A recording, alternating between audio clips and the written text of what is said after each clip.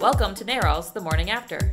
Each Thursday, our podcast brings you the latest on reproductive health care, progressive politics, and the fight to keep abortion safe and legal. NARAL's The Morning After is a production of NARAL Pro-Choice Ohio. Find us on Facebook, Twitter, and Instagram at ProChoiceOH. Enjoy the show. Hi, I'm Gabe. Hi, I'm Annie. Hi, I'm Randy. And voting is Tuesday, March 15th. Yes. The year's going by super fast. It is. That's the primary here in Ohio. It's going to be, of course, Hillary versus Bernie. And Kasich is trying to prove that he can win his home state, although he's down right now. Yeah. Like a couple of points from it's Donald neck and Trump. neck. Yeah. He's not like winning like 20 points like Marco Rubio is to him in Florida, but he's not winning right now. Well, Rubio's a whole other part of the discussion. But yeah, Kasich and Trump have been back and forth. But yeah, the last that I've seen, Trump is ahead. Yeah. Kasich has said that if he doesn't win Ohio, That he's going to be done. yeah. Now he made that statement a while ago. Yeah. I don't know if he's going to hold to it. I mean, he should. What else is he going to win? Probably nothing. Yeah. So I mean, all of them, not that I want Trump to be the nominee, but I'm just saying, like, that seems to be the reality of the situation right now. right. None of them have beat him. I mean, Ted Cruz has won a few states. I mean, I don't even know what's wrong with the Republican Party right now. Well, Cruz has almost no chance of winning Ohio. No, Rubio's not going to win Ohio. no. Rubio needs to drop out, and they're starting to Yeah. get like really loud, really serious discussion Yeah. of him needing to get out of this race right now. He was like flaunting. So it was almost a little bit sad. You know, I felt a little bad for him. He was like flaunting, oh, and I won Puerto Rico by 70 points. And it's like Puerto Rico, they can't even vote in November. But it's like, okay. And Rubio looks like the guy on the bottle of Puerto Rican rum, so he should win Puerto Rico. You know, Oh, that's terrible. I mean, he's the little guy from Miami. He's not to use Donald Trump's label, but he's a little Marco. He's a little Marco, though. So he needs to get out. I think Kasich is trying to earn what I've nicknamed as Veep chips. He's trying to get as many delegates that he can trade in to whoever ends up being, I think if in Kasich's ideal world, Ted Cruz is going to need Kasich's delegates, and Kasich will say, here are these pledged delegates that I have that I can turn over to you. Yeah. Give me your VP nomination. Yeah. And it'll be a Cruz-Kasich ticket, and those combined set of delegates will overtake Donald Trump. Yeah. I think it would be great if it was a Cruz-Kasich ticket.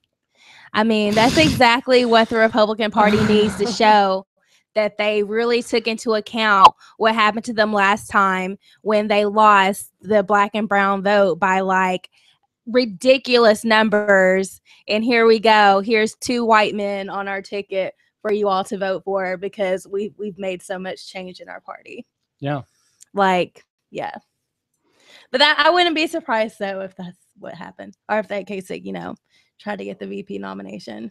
Right. But if they were smart, they would get anybody but a white dude to be on their ticket, whoever wins. I mean, they need to get somebody else if they're going to have any diversity, because they don't have any. They don't. No. No. They need to get somebody else, but we'll see what happens. Yeah. Hashtag unpopular opinion. I'm okay with Trump getting the nomination. I mean, I'm totally fine with that as well. I mean, I've gone through so many emotions about this. Like, oh my God, was I in denial about Trump existing in this race for so long? mm-hmm. But I was reading Pam, our worker, pointed out a wonderful Paul Krugman article to me the other day about how they are one and the same candidate, each of our merry men on the GOP ticket, but Trump is a bit more of a loose cannon and a bit more honest about who he is and what he's bringing to the table. Yeah. Whereas every criticism I've heard of Trump from any other Republican candidate has been utter hypocrisy because they're criticizing that behavior and those political ideologies of his that they have similarly propagated in different language. And I think, though I despise all of our options on that side, you know, I wasn't really expecting to like any of them. And so at this point, I feel like Trump's honesty might, in fact, be better off long term than, I mean, you know, and whatever. I don't know. It's tough to say. But then also, I mean, if we got a Bernie or a Hillary on our Democratic ticket, you know, we would get a lot of progressive support for either candidate. But if Trump became our president, would not that escalate the People's Rebellion? It's a long way from here to there. It is. I mean, I'm just gonna put it out there because it's something I think about now that I have to actually contend with the possible reality of the Trump presidency. Like, what would be the silver lining? Right. Now, I don't know. I think the problem with the idea that Trump is so honest is that he's honest half the time, but you don't know which half. Yeah. And yeah, I do agree that which is half more than any of his other candidates. I mean, very true. Very true. But then you just know that they're always lying. Yeah. You know, when, you know, like during the debate, when they had Trump up there and he was talking about how we should be in Afghanistan and not Iraq. And then another quote where it's saying, you know, we should be in Iraq and not Afghanistan. He feels that way. I mean, he doesn't feel that way, but he said those words on every issue. I mean, we're not out of Iraq yet. And that's what Obama promised. Right. I mean, I have a very low bar for, you know, but yeah. So I don't know. That's just sort of my musings as of late around the Trump candidacy because I was in denial. Yeah, I mean, Trump has you know, he's made statements about Planned Parenthood's preventive health services. I mean, he's clearly anti-abortion. But everybody's trying to, like, there was an actual letter to the editor in the Cleveland Plain Dealer last week talking about how refreshing it is that Donald Trump isn't always talking all the time about gay marriage and abortion as if he's a moderate, and he's absolutely not. Right. And if elected to the White House, he would essentially, I mean, he's not going to have presidential power in terms of being able to command Congress or lead Congress or anything. He'll be really stuck behind, you know, the Republican majority in the House and then whatever we end up with in the Senate. I mean, is terrifying.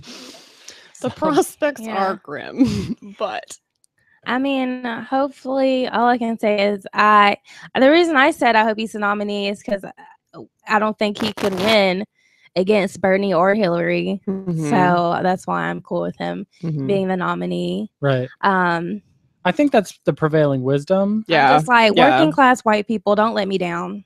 Like, that's all I can say. Don't let me down. Do what you know you need to do. Do what you know is right.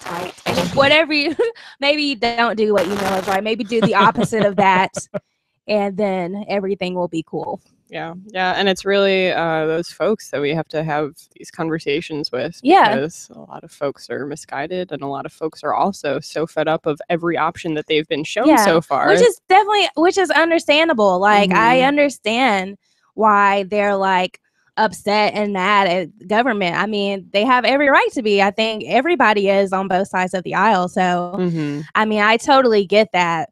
But what I'm saying is that this path that you're going down is not the way to, you know, I guess alleviate those grievances against government. Like, he won't be any better of an ally to you. Like, he doesn't. You know, he believes in himself. He doesn't have any core values or character. He just believes in himself. Yeah. Somebody that said I heard someone say the other day, it's like everyone thinks what Trump is saying, but it's like, this is exactly what a billionaire who lives in a skyscraper sounds like.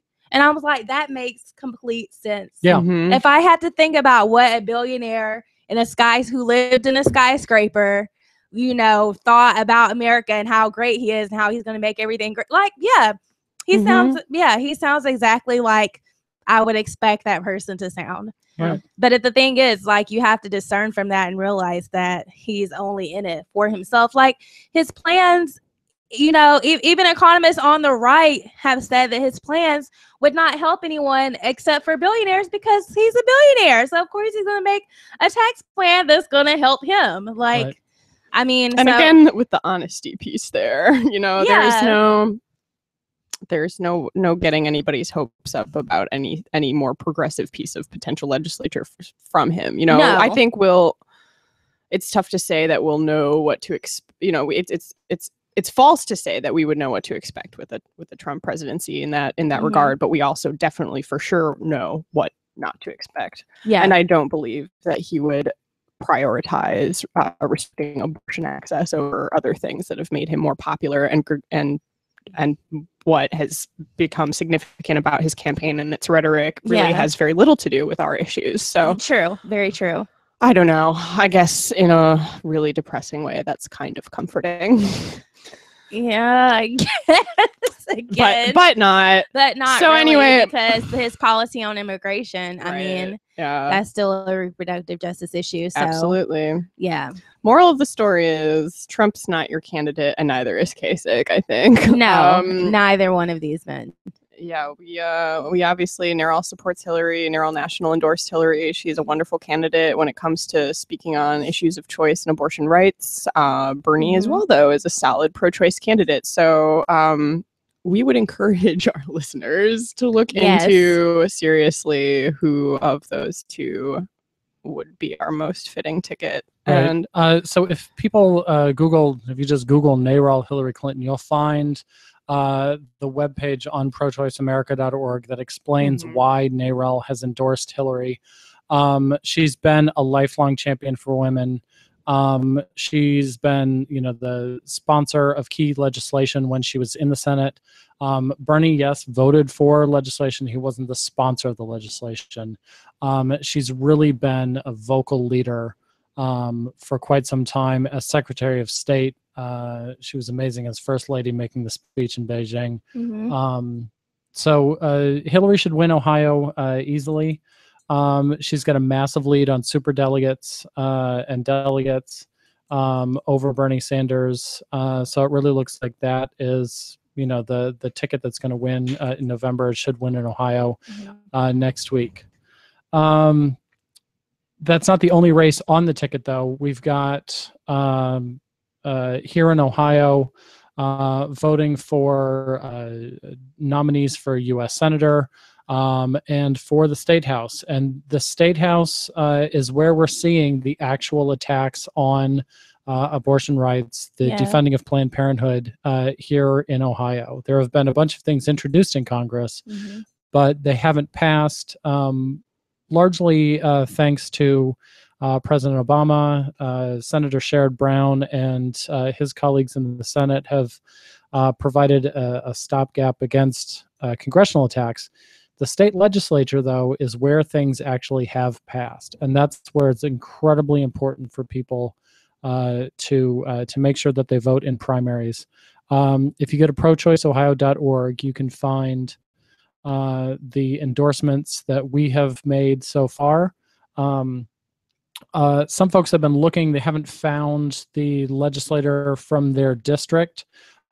We haven't released endorsements in every district. A lot of times it just depends on whether or not the candidate has completed a candidate questionnaire. Just because we don't have an endorsement in a specific district, it doesn't mean that your legislator is necessarily good or bad. It just means that we haven't endorsed in that district.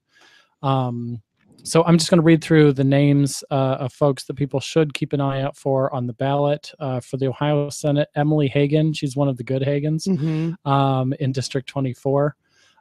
In the House, District 2 is Brittany Bowman. District 8 is Kent Smith, who gave Annie a shout out on International Women's Day on Twitter. Shut up. No, he didn't. Yeah, he did. Didn't you see that? No, Annie I have to check my Twitter more. Annie dressed up as what was your Oh. Did your character have a name? No, I always dress up. It's my personal tradition to dress up as a generic feminist superhero, just with the giant woman sign. Generic, yes. Well, I always say too, like, this is a totally redundant costume because I do this as a elaborate metaphor because I believe all women are superheroes. Ha, That'd ha, be ha. a great T-shirt. That's my spiel usually. So I dressed up and then I went to go canvass at the Hillary rally and had a great time and took pictures with many little girls. Well, we That posted sounds the fun. picture on Facebook and on Twitter, and Kent Smith tweeted back talking about how proud he was that you were from his district. So Aw, Kent that's was thrilled. nice. Here, Jill Miller-Zeman is running against Representative John Barnes Jr. This is an important one to flag. Representative Barnes was in the House during both votes on defunding, did not vote at all both times. Okay. Like, didn't vote yes, didn't vote no. Hmm. He totally took a pass on Okay. voting on defunding women's health care. Like, you can't even step up to the thing and have the guts, yes or no. Yeah. So we have not endorsed John Barnes Jr. We're asking folks in the 12th Ohio House District to vote for Jill Miller-Zeman against Representative Barnes. He totally failed women on that day. House District 16 is Tommy Green. House District 17, you can pick. That's my district. Matthew Jolson or Adam Miller, either one. We've approved. 25, Jeffrey Mackey. 31, Bridget Kelly. 32, Sean Butler or Leo DeCruz. Representative, the district for 49, choose Joyce Healy Abrams. She is a former board member for Planned Parenthood of Greater Ohio. She's awesome. Okay. So keep an ear out for Joyce Healy Abrams. In District 59, Michelle Lepore Hagan, Representative Lepore Hagan is awesome. She continues to be a champion. We definitely want to keep her in the Ohio House. She's great. And then in House District 94, Sarah Grace in Athens has been a Planned Parenthood patient in the past. And there's been some really nice press about her. So we've given her the endorsement. Cool. Yeah. So vote local, and please make sure everyone read up on who is running in your local race for House and Senate. We talk a big talk about our national politics, but NARAL Pro-Choice Ohio is, of course, a local Ohio-specific organization. So we all want to encourage you all to do the research and make sure you know who you're voting for and what they stand for. So, right. So prochoiceohio.org/elections will get you that list. The phone's ringing off the hook here. Yeah, we're popular today. So folks that are watching the video on our blog, thanks for watching. You'll notice that this is Annie's beautiful desk here, located in the preterm abortion clinic, the NARAL Pro-Choice Ohio Cleveland office. It's abortion Disneyland. I had my abortion here. Got treated very well. We're a very holistically minded clinic. It is. Everyone gets a patient advocate. Everyone gets really top-notch psychological and emotional care while they're here. And of course, obviously, physical and medical care. So, right. Yeah. No, the staff, the operation, the facility here at preterm is really impressive. They've got just across the building from us on this floor is a reflection room where people can come and sort of pray or meditate or just escape chillax from whatever their current reality is for a moment or two. Yeah, it's a really beautiful room. And if anybody is having like a moment where they need to spiritually center themselves, they have the safe space to do so. And then, of course, we also have patient advocates on hand to answer any of their questions and clarify anything that isn't clear or is troubling anyone. So, yeah, preterm is a solid place, and I love that we have our office here. Yeah. So welcome, Columbus. All right. So, but speaking of Columbus, yesterday. 2 days ago. Yesterday? 2 days ago? 2 days. 2 days Yeah, ago. 2 days Okay. ago. All right. Yep. It was 2 days ago. The days are really blurring together this week. 2 days. Gabe, I assume you'll want to take it away. Yeah, We had a graffiti incident Yeah. at our Planned Parenthood in It was Columbus. Not a small one. vandalized. The Planned Parenthood on the east side where they perform abortions, and there's always protesters out there. And there was red paint, like they splashed it against the door, and then they wrote in red paint, Satan's den of baby killers, and then quoted some Bible verse that's not referencing abortion. But luckily I cleaned up and it was open the next day. But this is what happens when you have really bad rhetoric and people out there thinking that, you know, they're performing some kind of social good for interfering with women's healthcare. Yeah. Right. But yeah, it's also not wholly original, Mr. No. Graffiti Man, No. to do the fake blood thing. It's been done. So. It really has been done. And, you know, they do reference abortion in the Bible. And it is to say that it was okay for the woman who went to the priest with her husband. And they, yeah. But yeah, we wouldn't really have that in our Bible education programs and stateside. No, they don't really talk about it that way. But I mean, it's true. Laura from the Religious Coalition for Reproductive Choice told, you know, a scholar perhaps exactly. when it comes to abortion and spiritual matters. Yes. So I think that's really the interesting thing, is that a lot of people don't even know that. They like reference the Bible for reasons why you shouldn't be getting one. And it's like, abortion is not mentioned in the Bible like heavily like we should. Like divorce is. Right. Nobody's like protesting outside divorce attorneys' offices. Right. But eating shellfish is. Yeah, exactly. There's no protest outside Red Lobster. No. Mixing linen and another fiber. Yeah, all these things. This shirt is a sin. Exactly, all these things, but we're focused on, you know, but abortion. Rape is fine in certain circumstances, right? Right, exactly. Thanks God. So that's really. So trying to use that as a way to shame women is really ridiculous, because God also gave women free will to decide what they want to do with their lives. So I actually, this isn't on our agenda, but I wanted to tell you guys, I got invited to speak at the CLIP conference in Massachusetts about Judaism and reproductive justice. And that's quite a different take philosophically on the whole life at conception issue. I mean, that's it isn't a philosophical idea in Judaism. We believe that life begins when the fetus is viable. So abortion is sanctioned. So I'll be talking about that aspect of spirituality and abortion as well next month. So. Nice. But yeah, out at East, there are protesters out there every day, just like you've got them here. They of course showed up and claim that they found the vandalism, and they're against vandalism, right? And protesters outside the East Columbus facility and across the state have been opposed to any sort of effort to try and protect patients, to try and protect clinics.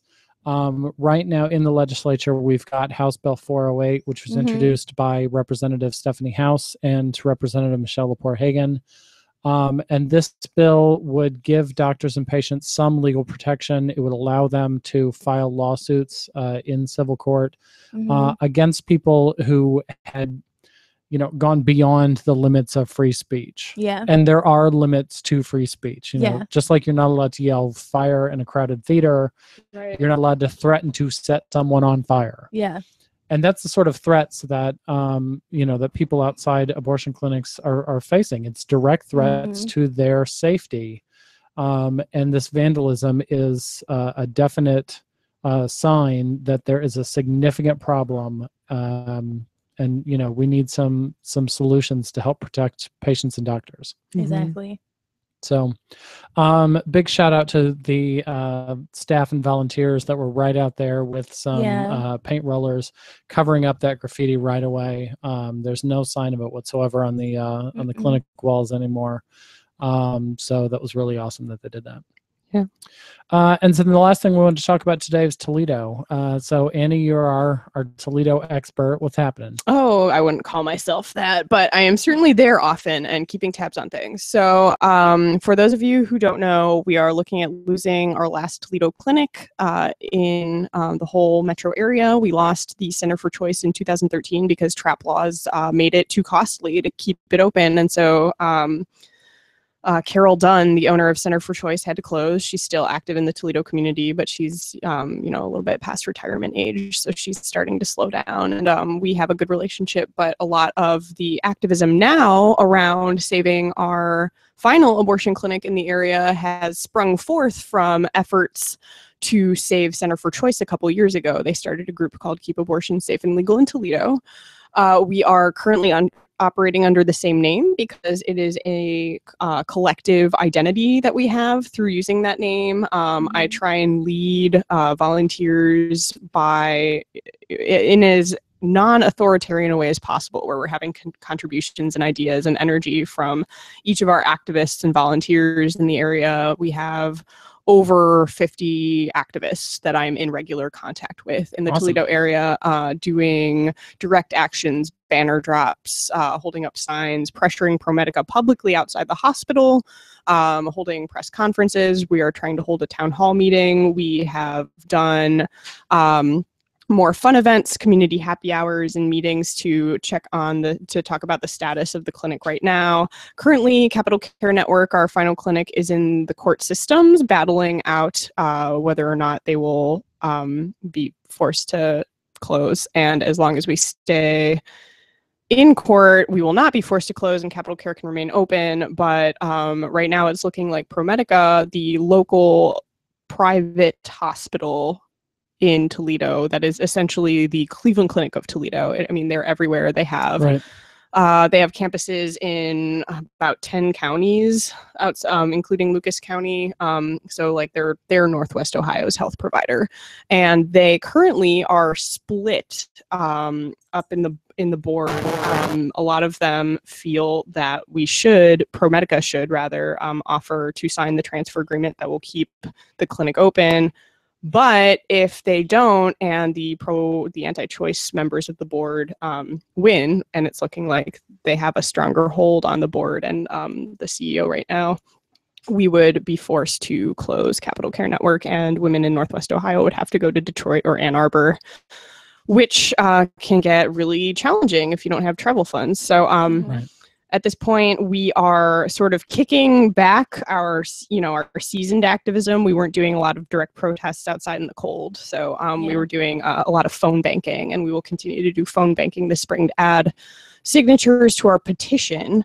Right now, our major activism around pressuring ProMedica includes our petition to the CEO, which has probably just under 2,000 signatures right now. We have a growing list, and the more people we can get to sign that petition, the better. So we also have an online version of the petition that people can find on the NARAL Pro-Choice Ohio website. And we will continue to do our aggressive public campaign. We are going to do a town hall meeting and get as many influential voices and diverse voices from the community as possible into a space for a sort of glorified press conference and airing of grievances. And that is in the works for April sometime. We are still looking for a space, so I will keep everyone posted online and through NARAL about when and where that will be occurring. We are, like I said, continuing with phone banks and slowly growing our lists, and we will also start again publicly canvassing at festivals and events in Toledo this spring, where we can have more foot traffic and talk to people one-on-one about what's going on. We've talked to a lot of people in the last season who wondered, oh, I didn't even know that there was a clinic here still, or can you still get an abortion in Toledo? And while Capital Care Network is open, they are only open 3.5 days a week. Dr. Burkhan's is half in Toledo and half in Akron in his other clinic. So he is very busy as a provider, and we are only able in Toledo to offer abortion care to up to 12 weeks at the clinic. So it's already quite restricted, and it's already quite dire. And at this point in Toledo, the more support and the more vocal support we have, united under Keep Abortion Safe and Legal in Toledo, the better. The more signatures we have, the better.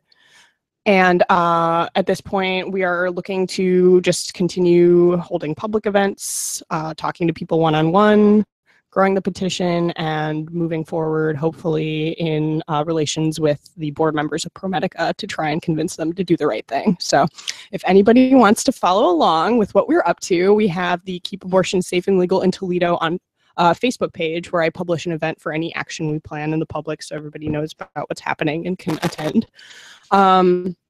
Coming up, we have a phone bank sometime next week or the week after. I will be publishing the information on that Facebook page once we are able to nail down our location. I just have to confirm with the board member. We will, like I said, be planning a town hall meeting and a series of other actions. So if anybody wants to get involved, email Annie at prochoiceohio.org or follow along the Keep Abortion Safe and Legal in Toledo Facebook page. Okay, that's awesome. Everybody check that out. Make sure you vote in the primary, and we'll see you next week. Bye. Bye. Bye.